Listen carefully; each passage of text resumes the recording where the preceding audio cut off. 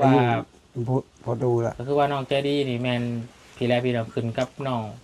ขึ้นกับพ่อตู่และแม่ตู่พันธุ์ที่เลี้ยงมาเนาะโดยซิดทุกสิ่งทุกอย่างขึ้นน้ำพ่อตู่เบิดพี่น้องเลยเนาะเพราะว่าที่มูลมังมรดกหรือว่าดินตอนยะเนาะขึ้นอยู่น้ำพ่อตู่พันธุ์ที่บีแบ่งให้ไทยพี่น้องเลยก็คือดินนี่คือดินแต่ละตอนนี่แบ่งให้ลูกสาวนำบ่เพราะว่าแบกทีนี้ดูเรื่องดินแต่ละตอนแต่ละบุคคลนะคือผู้นี้คือกันถ้าว่าเบิ่งแยงพอละพอให้อยู่เพราะว่าให้คาดหมายว่าตัวจริงว่ามอบเลยก็บ่ได้มอบ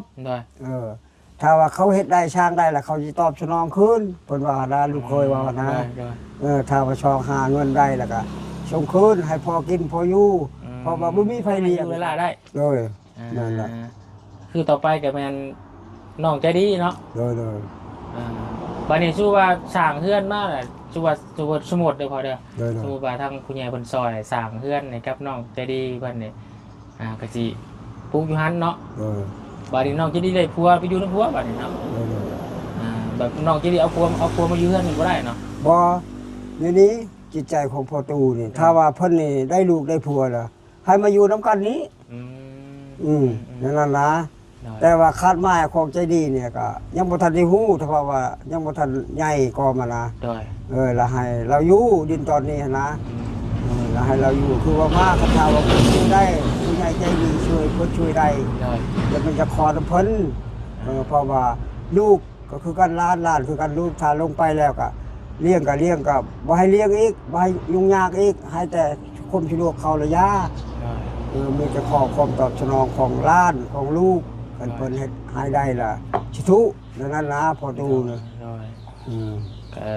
ที่แต่ลูกสิมีแต่มอบให้ตายตัวเลยดินน่ะนะก็คืออันนั้นมองนั้นแม่น้องใจดีโดยถามมื้อน่ะกับอาจารย์ลาวถามความรู้สึกน้องแต่งจริงก็แต่น้ำตาไหลเลยแม่เรื่องสิบ่ไหลในไหนทุกข์ดีพ่อบ่เท่าไปบัดโตเป็นยังน้อยจักสิหาวิธีใดลูกเอ้ยนั้นแล้วก็มันน้ำตาตกมันก็บ่คักนะเนาะโดยก็คือว่าเฮือนหรือว่าดินตอนนี้นี่ทั้งแม่และพ่อของน้องใจดีนี่บ่มีสิทธิ์เลยบ่มีเพราะว่าพ่อเราไปแม่เราก็ไปอยู่บ้านพ่อมอบนำเขาแล้วเด้เพราะว่าคือดินคือกันพ่อตู่แม่ตู่อยากขอความตอบสนองจากลูกจากหลานเพิ่นผู้ใหญ่ใจดีช่วยแล้วก็อยากขอชุดใดชุดหนึงนั่นนะแล้วก็มอบให้ชิดเพิ่นเลยชิดใจดีเลยดินตอนนั้นบ่มีไผทวงได้นั่นพ่อตู่ยังเฮ็ดนะอย่างตัวอย่างนี่เนาะดินตอนนี้เนาะโดยสมมุติพี่น้องก็คือพ่อตู่ดีดินตอนนี้สิขอซื้อซะเนาะโดยซื้อนะพี่น้องเนาะแล้วก็เฮ็ดใบตาดินคักแน่เส้นในบ้านว่าดินตัวนี้เป็นของน้องใจดี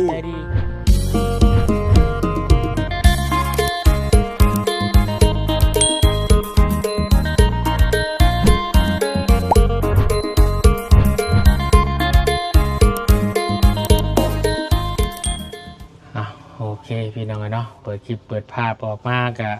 เป็นภาพบรรยากาศมื้อนี้บ่ค่อยแดดปานใดเนาะพอเนาะครึ้มๆแล้วก็มีลมโชยมาคือเก่าพี่น้องหลังจากได้ลงคลิปเนาะทางเรื่องพ่อน้องใจดี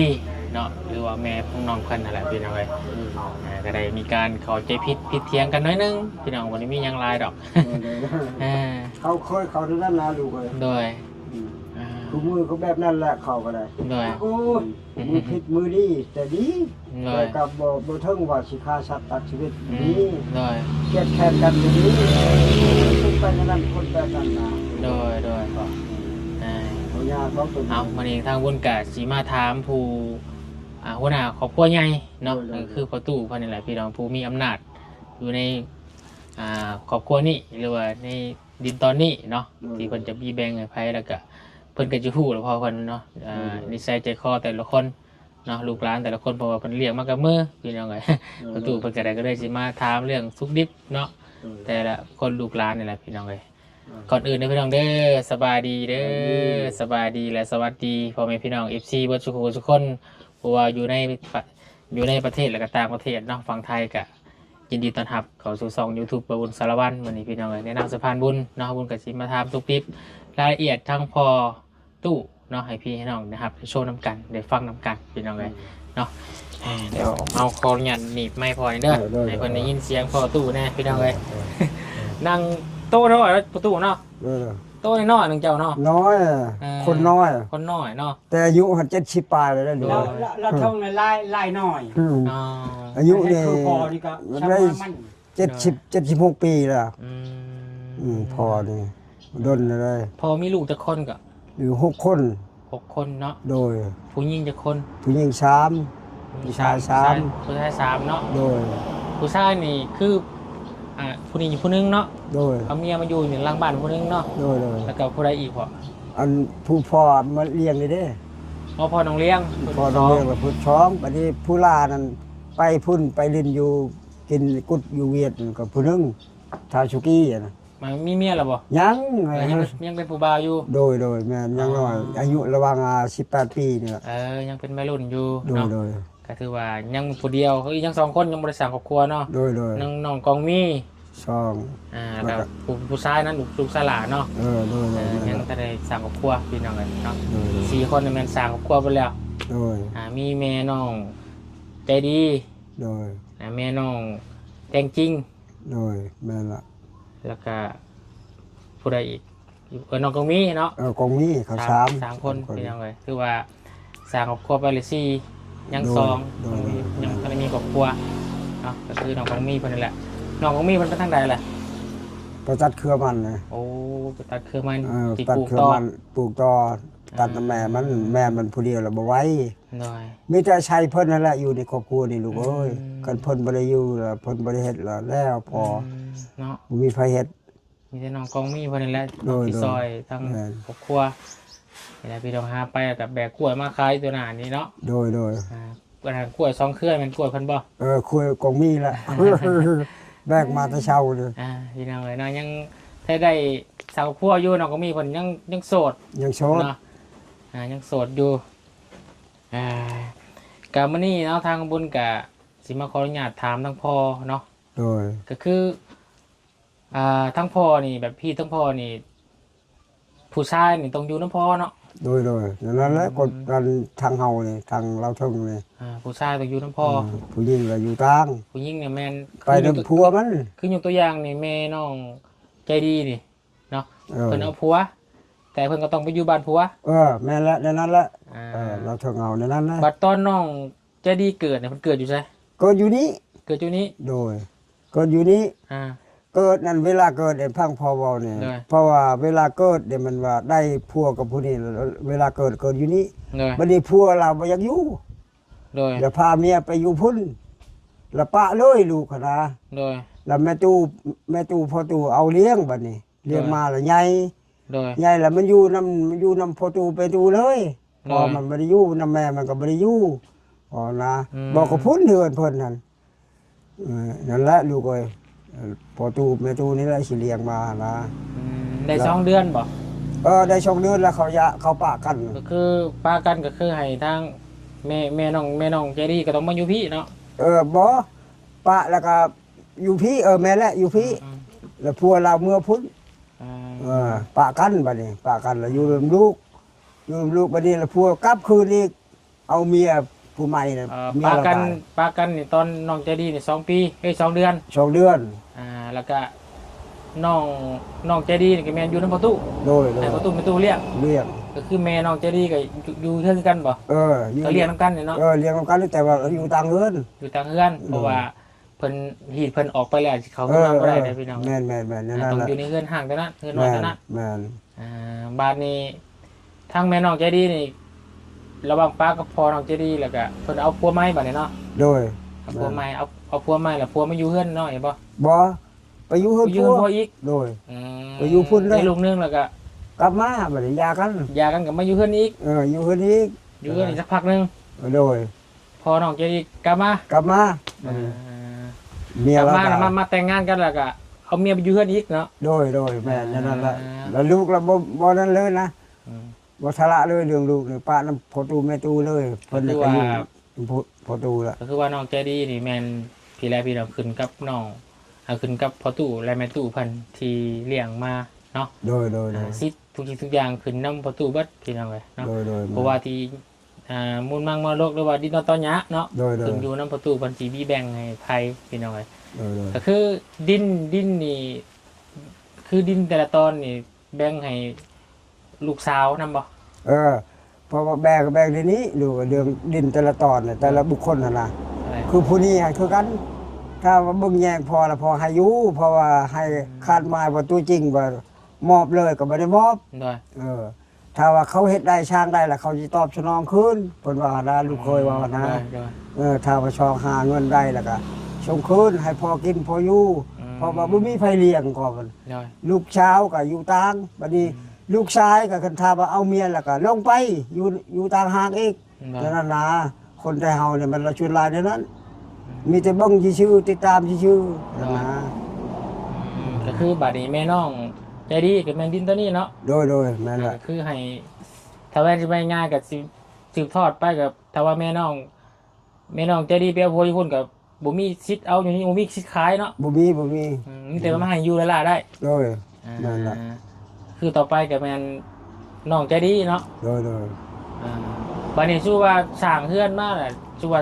สมุดเด้อพอเด้อชื่อว่าทางผู้ใหญ่เพิ่นซอยสร้างเฮือนให้กับน้องใจดีเพิ่นนี่ก็สิปลูกอยู่หั่นเนาะบัดนี้น้องใจดีได้ผัวไปอยู่นำผัวบัดนี้เนาะแบบน้องใจดีเอาผัวมาอยู่เฮือนนี่บ่ได้เนาะบ่เดี๋ยวนี้จิตใจของพ่อตู่นี่ถ้าว่าเพิ่นนี่ได้ลูกได้ผัวแล้วให้มาอยู่นำกันนี้นั่นนะแต่ว่าคาดหมายของใจดีเนี่ยก็ยังบ่ทันได้ฮู้ถ้าว่ายังบ่ทันใหญ่ก็มานะแล้วให้เราอยู่ดินตอนนี้นะแล้วให้เราอยู่คือว่ามาคันถ้าว่าเพิ่นช่วยได้ผู้ใหญ่ใจดีช่วยเพิ่นช่วยได้แล้วมันจะขอเพิ่นเพราะว่าลูกก็คือกันล้านคือกันลูกถ้าลงไปแล้วก็เลี้ยงก็บ่ให้เลี้ยงอีกบ่ให้ยุ่งยากอีกให้แต่ความสะดวกเขาระยะมีจะขอความตอบสนองของล้านของลูกเพิ่นเฮ็ดให้ได้ล่ะชิทุนั่นนะพอตูนะก็ที่แต่ลูกสิมีแต่มอบให้ใต้ตัวเลยดินน่ะนะก็คืออันนั้นมองนั่นแม่น้องใจดีโดยแล้วก็น้องเลี้ยงได้บาดน้องเลี้ยงก็ให้ช่องหาไม้แล้วแต่ว่าดินพอหมดน้ำมื้อนี้เนาะโดยก็คือกันหมดแล้วพอตูอย่าขอให้เพิ่นหั่นตอบสนองแล้วพระทาว่าเพิ่นผู้ใหญ่ใจดีเพิ่นช่วยนะอย่าขอน้ำล้านอย่าขอน้ำเพิ่นนั่นนะเพราะรู้ได้ก็คือแบบแล้วพี่เราได้เงินได้ชั้นกับพอตู้ให้อยู่ดินตอนหญ้าแล้วก็คือลูกหลานนี่ก็เบิ่งเนาะอยากให้ลูกหลานมีจิตมีใจที่ว่าพอตู้เลี้ยงดูมาแล้วก็เห็นแล้วให้บ่อยู่บ่เศร้าแล้วพอตู้ก็อันนี้ขึ้นกับบุญวาสนาลูกหลานจะเบิ่งซำใดนะเนาะขึ้นก็อยู่ลูกหลานแล้วเนาะเลี้ยงเพิ่นง่ายแหละเพิ่นสิคิดเห็นจะได้ก็แล้วแต่ร้านนั่นแหละเนาะอันนี้ก็แต่ว่าซาเบิ่งน้องเพิ่นก็คือสิมีทุกคนจิตใจดีพี่น้องเนาะน้องโดยเฉพาะน้องใจดีพี่น้องนะน้องเลี้ยงน้องแต่จริงเพิ่นเก่งน้องแต่จริงเพิ่นพี่น้องเนาะเก่งฉลาดเว้าFC ก็จมหาอยู่ยามใดเด้สิลงมาเพิ่นเมื่อสวรรค์น้ำพ่อเพิ่นพี่น้องเอ้ยมื้ออื่นนี่แหละเขาสิมื้อแล้วมื้ออื่นบ่โดยคือคิดว่านั่นแหละเขาโทรมาเดี๋ยวเพิ่นเสร็จมาแล้วพี่น้องเอ้ยเขาเฟซน้องเพิ่นว่านี่ก็ตอบโดยมื้ออื่น 12:00 นขี่รถเมื่อนายชอบพี่ตอนแรงแล้วโดยแม่เพิ่นมากินกุดอยู่บ้านพ่อบ้านพี่น้องพ่อเพิ่นอยู่สวรรค์เนาะโดยพอนี่พ่อน้องจ้าพอเห็นลูกเคยพ่อน้องแต่จริงนี่เป็นจังได๋ลูกเคยนี่บ่ลูกเคยนี่หมายความว่าเวียดเกี่ยวเนาะโดยแม่พ่อลาวหั่นเคยอยู่สวรรค์แล้วก็เชียร์อยู่สวรรค์เลยแล้วเป็นคนลาวเลยนะบอกกับเวียดเกี่ยวพอแล้วนะเพราะเรามักค้าขายเนาะเราไป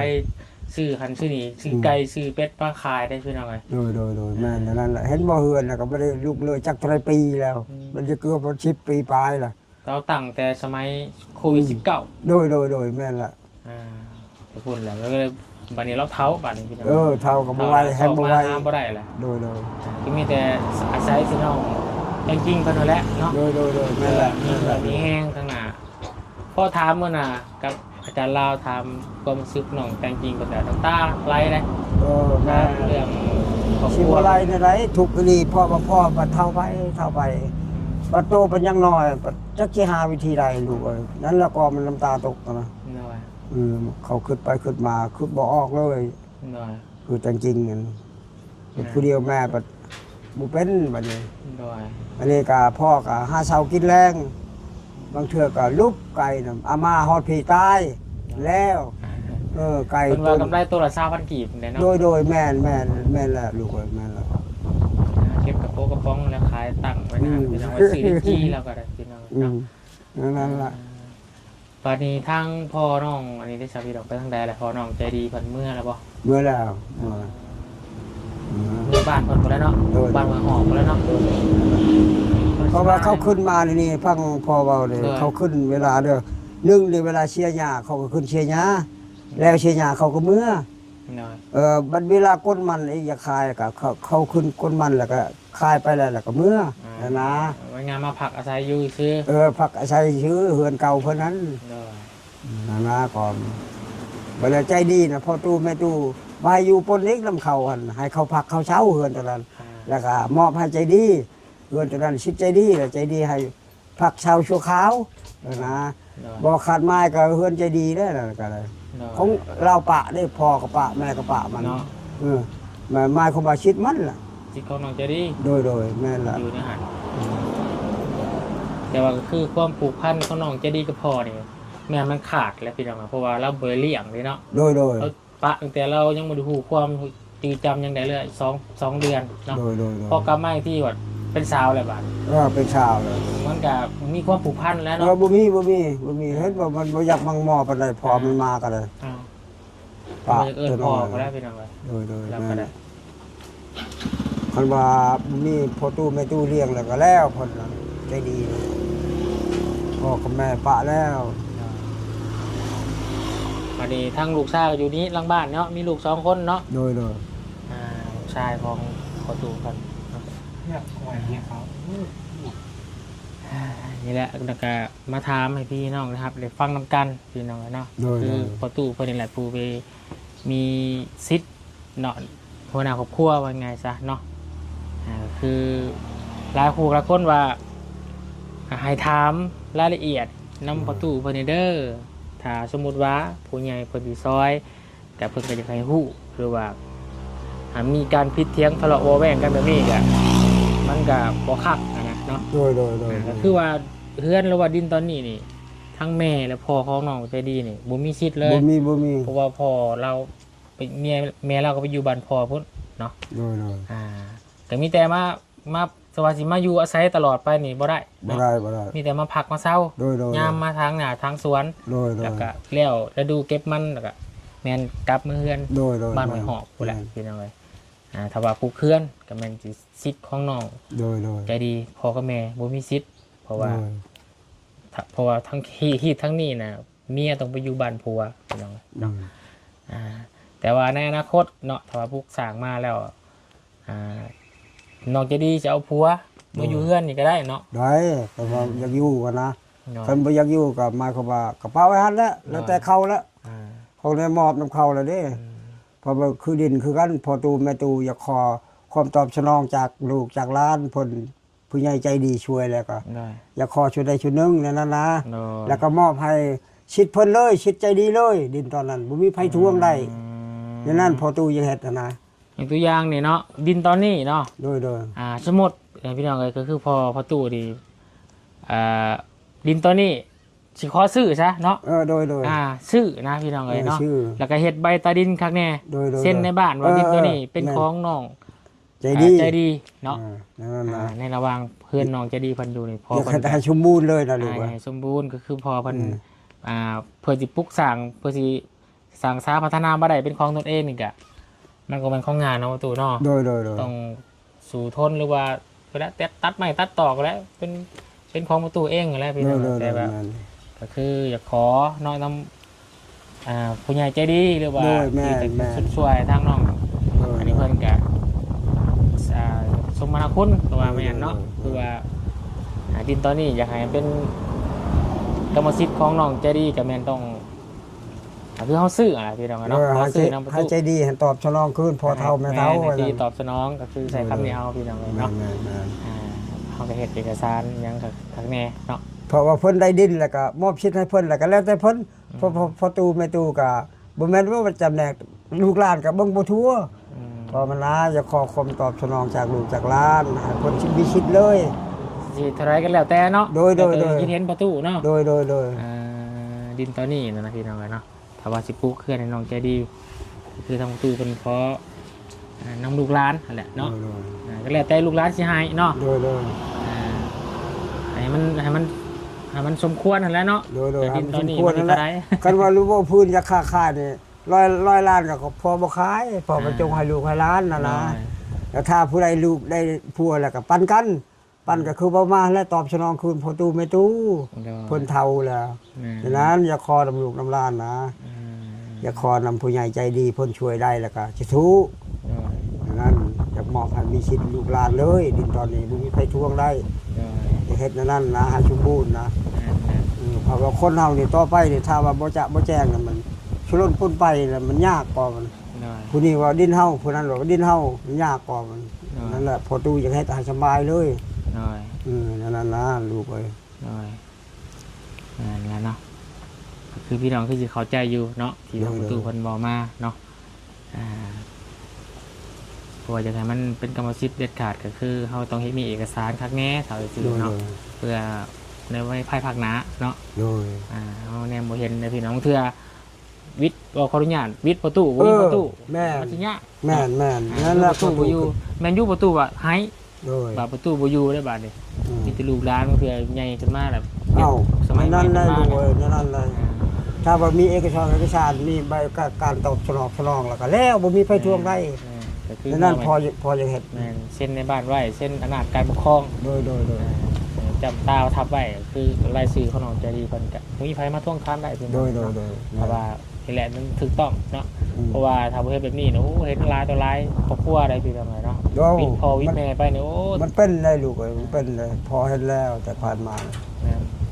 เป็นมันยากก่อนมันยังแต่ลูกยังหลานเฮาปัดวิทย์บุญแล้วยาก อันนี้คือกันเรื่องใจดีถ้าว่ามันเอาลูกเอาผัวถ้ามันพาลูกผัวมันมานำมาอยู่นำก็ดีคันถ้ามันไปอยู่เฮือนผัวเฮือนแม่ก็พักแล้วพอทับแม่ตูพอตู้ผู้เบิ่งผู้แยงอันแรกก็ทั้งผู้ใหญ่เพิ่นก็ยังบ่ได้มีการช่วยเหลือยังเข้ามาดอกโดยบ่เป็นหยังลูกมาเป็นหยังปรึกษาหรือว่าโดยโอ้ร่มกับประตูให้เข้าใจนำกันแล้วก็เฮาเข้าใจประตูเข้าใจเฮาโดยแม่นประตูเข้าใจ FC เข้าใจประตูบาลุงสิเพิ่นเบิ่งดูทางต่างประเทศหรือว่าหยังก็เนาะโดยให้คิดเห็นซึ่งกันและกันนั่นแหละเนาะต้องรวมกันอย่างเวียดนามมันจัง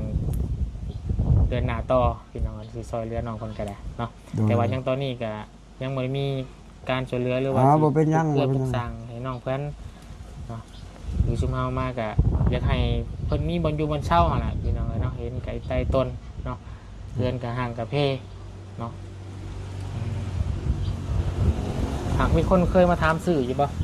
กินต่อเจ้านี่บ่เนาะเคยแล้วแต่บ่ขายเพิ่นจะซื้อเท่าไหร่โอ้เขาชื่อนี่แพงได้ลูกคันว่ายางต่ำก็100นึงแล้วคันว่าจุดค่าเงินแต่พอบ่ขายก็มันสิจงก่อนอื่นเขาสิบ่ขายจงให้ลูกให้หลานนั่นแหละคือดีๆแล้วคือใจดีแล้วเพิ่นสิตอบสนองให้พ่อเฒ่าแม่เฒ่าเท่าใดก็แล้วแต่อย่าขอเพิ่นช่วยได้แล้วทางผู้ใหญ่มาใจดีเพิ่นช่วยแล้วก็อย่าขอน้ำลูกน้ำหลานแล้วขอแล้วก็ให้เป็นใจตัวเลยบ่ผิดเลยนั่นนะแล้วแต่ลองถามเบิ่งพี่น้องถ้าว่าผู้ใหญ่เพิ่นสิสดซอยมาเนาะแล้วเฮาฮู้ว่าสิซอยได้ซำใดเนาะโดยสิซอยเล็กๆน้อยบ่แล้วสิซอยเป็นปุกเป็นหลังบ่เฮาก็ยังเว้าบ่ได้เพราะว่าเฮายังบ่มีการช่วยเหลือจากผู้ใหญ่ใจดีเพิ่นเข้ามาแม่นมีแต่อยากมาถามรายละเอียดต่างๆอะไรพี่น้องการถือปองดองกันทั้งผัวและเมียลูกหลายล้านนั่นแหละเนาะให้มัน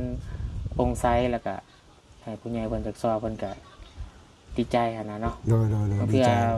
พอเห็นเขตที่ผ่านมาไปซอยเรือแต่ละบ่อนเนี่ย บางเทื่อเฮาบ่ได้ถามหน้าถามหลังรายละเอียดภายในครอบครัวบ่ได้ถามพ่อถามแม่ถามถามน้องพอเฮามาเฮ็ดแล้วแบบมันมีปัญหาน้ำหลังอันน่ะ ถูก มันก็สิแก้ยากอีก อันนี้บ่มีปัญหาหรอกพอตู้เว้าแจ้งรถบ่มีปัญหาหยังนี่เจ้าหน้าก็เมียอีกมื้อทารถให้น้องไปส่งแล้วมื้อเลยนี่เมียยังอยู่ เมื่อกี้พายไปส่ง เพราะว่าขี่รถอันขี่บ่ได้รถจักรมันขี่อัดชามบ่ได้ อันนี้น้องไปส่งแล้วบ่ผัวน่ะเมื่อเฮือนแล้วเนาะ พวกเราขี่รถอันจักรเขาขอคืนเขามันเมียยังมือบ่ได้บ่ขี่บ่ได้แต่ว่าเมียอีกมื้อให้กองมีไปส่ง จะให้น้องกองมีเพิ่นยังอยู่สวนมันอยู่ โดย แต่ก็จะให้ไปส่งทั้งแม่น้อง โดย ใจดีเพิ่นแล้วก็น้องเล่าหั่นแหละพี่น้องมาอยู่บ้านหอกคน โดยแม่น ก็คือพอบ่มีสิทธิ์หยังใดๆพี่น้องมีแต่มาข บ่ อ มี อยู่ บ่มี พ่อ สิทธิ์ แม่ซื้อ อืม มาสนมาเศร้าอยู่นี่แหละ โดย มาเพราะว่าพ่อก็แบ่งส่วนมันในส่วนหนึงเนาะ โดย ให้ลูกแต่ละคนเนาะ โดย แต่ว่าลูกชายนี่สิได้หลายกว่า เพราะว่าลูกชายนี่อยู่นำพ่อนำแม่เลี้ยงพ่อเลี้ยงแม่จนแก่จนเฒ่าพุ่น โดย เนาะ นั่นแหละ เพิ่นก็สิแบ่งให้หลายกว่าลูกเต่าสิสืบทอดไปมนุษย์เนาะที่ดินตอนหญ้าก็แม่นลูกชายเนาะ โดย คือกันกับคนเวียดเนาะ แม่น คนเวียดก็คือกันเลยพี่น้องก็คือคนลาวคือบุญนี่ผู้ชายนี่ต้องมาอยู่นำเมีย อ๋อ ว่าอยู่ขออยู่นำเมียขอส่วนขอเช้านำเมียดินตอนหญ้าอยู่บ้านกับป้าให้ผู้ลูกสาวน้องสาว ในนั้นแต่ไทยลูกในนั้นแถวนี่บ่มีได้แถว มีแต่ลูกชาย มีแต่ลูกชายก็คำว่าลูกชายก็เขาก็ลงหมดนะเขาเอาลูกเอาเมียแล้วเขาอยู่กันอยู่นำกันบ่ได้เขาบ่อยากอยู่มีแต่เบิ่งในนั้นแหละแยงในนั้นแหละ เลย แต่ว่าคาดหมายว่าสิอยู่นำกันนี่หั่นบ่มีแถวนะ เอากะประมาณนี้แหละพี่น้องเนาะแต่ว่าพอเป็นพี่น้องเนาะยังของใจบอลใดอยากถามกะให้พอพี่น้องคอมเมนต์เข้ามาบอกทางมาบุญกันแล้วกันพี่น้องเนาะแต่ว่ายังของใจบอกเข้าใจบอลใดภายในครอบครัวน้องใจดีหรือว่าต้องเฮ็ดแบบใดแน่เนาะก็ให้ตีเตือนหรือว่าที่ส้มเข้ามาได้พี่น้องแล้วบุญก็สิเขาไปอ่านโดยตนเองพี่น้องแล้วก็จะมาเล่าสู่ขอตู่คุณฟังนี่แหละเนาะแต่มันเพราะว่าเมื่อวานกับตกใจหันแหละพี่น้อง ก็แน่นอนแต่ว่าเขาก็แบบนั้นแหละเขาสองผู้เมียนี่ หน่อย แบบนั้น มันแงงกันนะเนาะ เคยนั่นแหละฮอนมือมัน แต่ก็ดีนำกันแต่ว่ามืออยากใจหายแล้วก็หายไปเว้าไปเขาสองคนแล้วนะมันเป็นอย่างนั้นนะ หน่อย แต่บ่มีปัญหาหยังมันไม่ได้เกิดปัญหาหยังมันหลายเทื่อแล้วหลายปีแล้ว แต่ประมาณนั้นแหละนะพอเนาะ โดย แต่ประมาณนี้แหละพี่น้องสบายจะได้กับคอมเมนต์มาบอกเรากันเนาะ โดย ขอบใจประตูเวลาด้วย ขอบใจหลาย ดีแห้งเจ้าก็ได้พี่น้องเนาะ ลูก บางคนบริกินเหล้ากินยาเจ้าเนาะ บ่ ปลาตะด้นแล้วบ่ ปะแล้ว3 ปีแล้วไม่ได้กินเหล้ากินบ่ได้มัน ปูทั้งหลังได้ใช่ปลาแล้วบ่เรา ปะ อะไร ปะคือกันมันก็ เท่าเลยลูก เลย กินบ่ได้แล้วเรา แล้ว70-80แล้วพี่น้องเนาะพอเด้อดีๆแม่ขอบใจหลายพอเด้อเนาะพี่น้องเนาะก็ถามทางประตูพันน้ำกันโดย ใจใหญ่ลูกเอ้ย โดย พอเลยล่ะ โดย ข้างหน้านะข้างเนื้อข้างล่างจะช้ำหักพอกัน โดยพอโดย ไปทุกการเลย โอเคพี่น้องเนาะกะแม่นเรื่องราวเนาะที่ประตูได้เราสู่ฟังเนาะลูกแต่ละคนพี่น้องเนาะเพราะว่าที่ทางพ่อน้องใจดีแม่น้องใจดีเนาะที่ตอนนี้กำลังเข้าใจผิดกันเนาะหรือว่ามีปากเสียงกันเล็กๆน้อยเนาะแต่ว่าเป็นเรื่องปกติพอกันว่าเนาะปกติผิดกันมาตลอดอยู่